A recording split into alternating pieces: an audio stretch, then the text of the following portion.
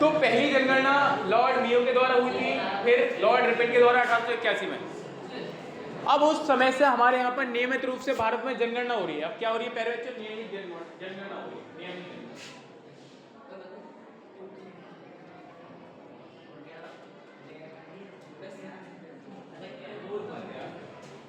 नियमित रूप से क्या हो रही है? जनगणना।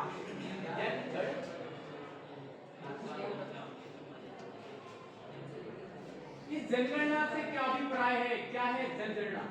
तुम क्या समझते हो? कार्तिक खड़े हो बेटा। तुम जनगणना से मतलब क्या समझते हो? तुम खड़े हो ना। तुम जनगणना से क्या समझते हो?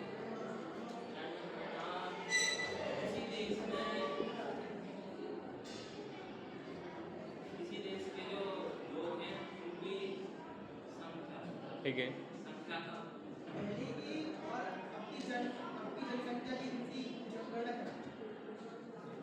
गिनती। चलिए अच्छा समझते। देखिए जनगणना को किस संदर्भ में समझाते हैं ये समझिए। जनगणना का सामान्य अर्थ क्या है? तो लोगों की गिनती। ठीक है, लोगों की गिनती ही है। लोगों की गिनती करना बिल्कुल सामान्य शब्दों में यही है। सरल से सरल बात ये। अब यार ये गिनती क्यों की जाती है? क्यों तुम्हें पढ़ाया जाता है?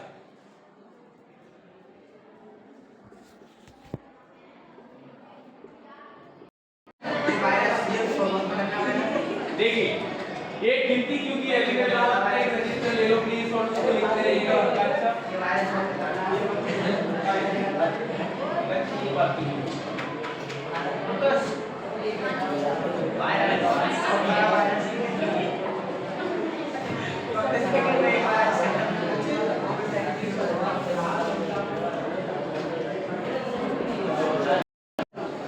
समझिएगा ये जनगणना क्यों की जाती है? देखो बेटा, व्यक्तियों की जनसांख्यिकी अर्थात व्यक्तियों की जनसंख्या जनसांख्यिकी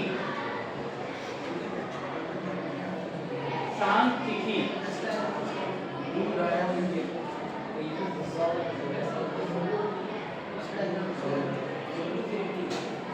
ठीक है, इंग्लिश में बोलते हैं डेमोग्राफिक और व्यक्तियों की सामाजिक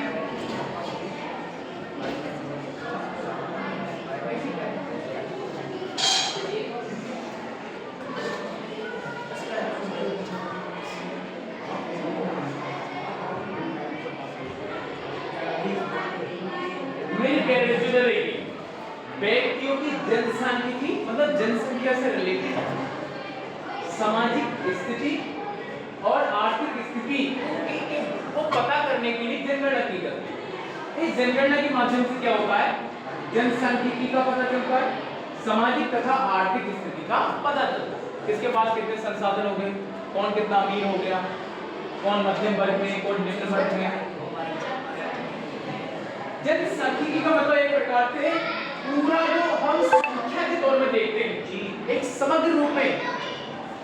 जैसे हम किसी का आधार कार्ड बना रहे हैं तो आधार कार्ड में पूरी जन समुदाय का जो हमें जनसंख्या प्राप्त है, तो जब पूरे देश को हम जनसंख्या के आधार पर देखते हैं तो उसको कंप्लीटली जनसांख्यिकी बोलते हैं।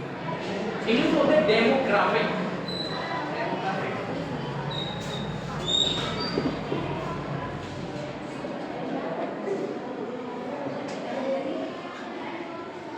डेमोग्राफिक बोलते हैं। ठीक है, तो लोगों की जनसांख्यिकी सामाजिक और आर्थिक स्थिति को पता करने के लिए जनगणना की जाती है। क्लियर? फीड हो रहा है दिमाग में? भाई साहब लिखते रहो, बच नहीं पाओगे। मेरे प्यारे बच्चों ये समझना है जनगणना क्या है? लोगों की गिनती। और गिनती क्यों की जाती है? जनसंख्या की सामाजिक स्थिति और आर्थिक स्थिति को पता करने के लिए जनगणना की जाती है। इस समय पूरे धरती पे 800 करोड़ आदमी हैं। हाँ, 800 करोड़ बोले तो 8 अरब आदमी हैं। 8 अरब। पूरे भारत में इस समय 140 करोड़ आबादी है। बोले तो 1.4 अरब। पूरी दुनिया के लगभग 17.5 आदमी, पूरी दुनिया में 100 आदमी तो 17.5 आदमी भारत में, और पूरी दुनिया में 100 बीघा जमीन है तो मात्र 2.4% जमीन भारत में। मैंने आपको पहले वाले चैप्टर में पढ़ाया था भारत की वस्तु को 2 होता है। तो समझिए कि कितना भार है इस संसार में।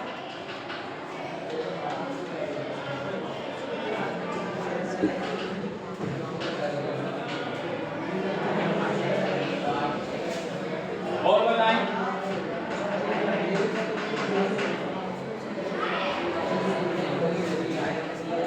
हमारे जो टॉपिक चल रहा है वो भारत की जनसंख्या का आकार और संख्या के आधार पर वितरण चल रहा है।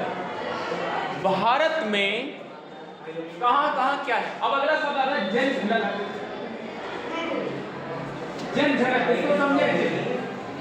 Please try to understand this the density, population density. अच्छे से समझे, जिंदगी भर भी समझोगे उसके बाद कभी समझना। जनघनत्व क्या होता है मेरे लाल? जनघनत्व, जनघनत्व का मतलब क्या होता है? श्री को बड़ा गौर से देख रही बेटा, लिख रही है कुछ। जनघनत्व का मतलब समझिए। देखिए पूरा भारत तो देखो,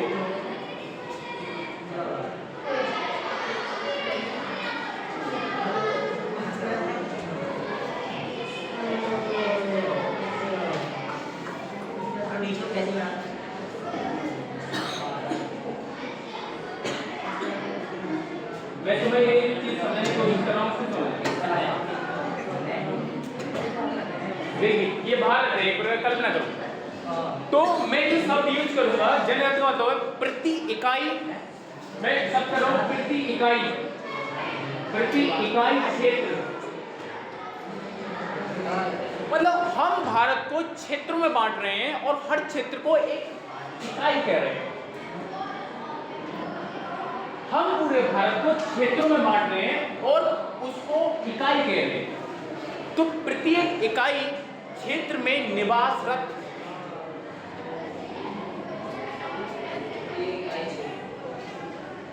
जनसंख्या या लोगों की संख्या को ही जनघनत्व कहते हैं।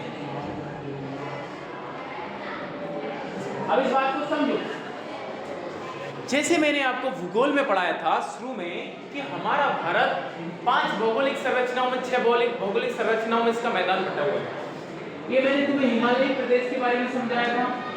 तो ये इकाई है, हिमालयी क्षेत्र की इकाई। तो यहाँ की डेमोग्राफिक स्वाभाविकता और क्षेत्रों से अलग होगी। Clear? Are you getting my point? तो ये इकाई है। मैंने तुम्हें उत्तर भारत का मैदान पढ़ाया था पहले से, उत्तर भारत का मैदान।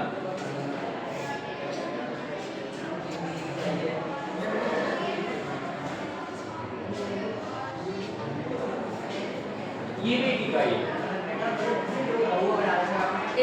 ये भी एक इकाई है, ये भी एक इकाई है। प्रति इकाई में निवास करने वाली जनसंख्या को जनघनत्व कहते हैं। मैंने आपको बताया था पहले कुछ साल का मतलब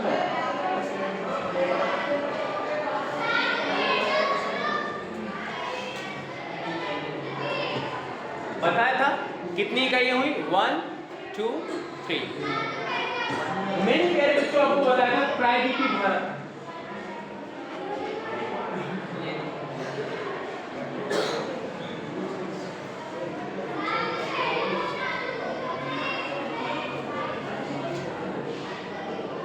बताया था प्रायद्वीपीय भारत कितनी इकाई हुई? 1 2 3 4। मैंने आपको बताया था तटवर्ती क्षेत्र।